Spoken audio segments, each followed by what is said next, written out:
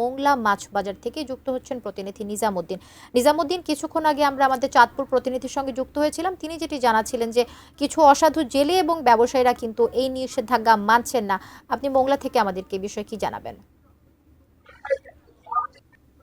কবিতা, আপনাকে জানিয়ে রাখি যে বিশেষ করে যে মোংলায় যে জাটকা, যে সারা দেশের ন্যায় যে আজকে থেকে যে জাটকা সংরক্ষণের যে অভিযানটা শুরু হয়েছে, জাটকা সংরক্ষণের জন্য ইতিমধ্যে মৎস্য অধিদপ্তর, বিশেষ করে মোংলা মৎস্য অধিদপ্তর, কোস্টগার্ড, নৌবাহিনী এবং নৌ পুলিশকে সমন্বয় করে মোংলার যেসব মাছ ব্যবসায়ী আছে এবং জেলেরা যারা আছেন তাদেরকে তারা সতর্ক করে দিয়েছেন যে আজকে থেকে 14 এপ্রিল পর্যন্ত কোনো প্রকারে জাটকা সংরক্ষণ করা যাবে না এবং মজুদ বা বিক্রি করা যাবে না।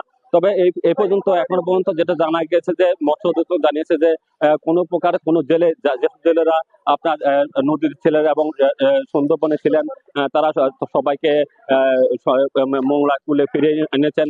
তবে এখনো পর্যন্ত মোংলার কোনো আড়তে বা মাছ বাজারে কোনো প্রকার কোনো জেলে বা মহাজনের কাছে কোনো জাটকা মাছের কোনো কিছু নেই। জাটকা তারা সংরক্ষণ করেনি এবং জাটকা মজুত করেনি। তার সতর্ক অবস্থা রয়েছে, যেহেতু নৌবাহিনী, কোস্টগার্ড এবং নৌ পুলিশ এবং মৎস্য অধিদপ্তর এই বিষয়ে সতর্ক করে দিয়েছেন যে এই 14 তারিখ পর্যন্ত কোনো প্রকারের জাটকা যাতে কোনো সংরক্ষণ না করা হয় এবং মজুত না করা হয়, এই ব্যাপারে তারা সব ধরনের ব্যবস্থা গ্রহণ করেছেন। কবিতা, এ ছিল মোংলা থেকে আমার কাছে জাটকা সংরক্ষণের সর্বশেষ অবস্থা।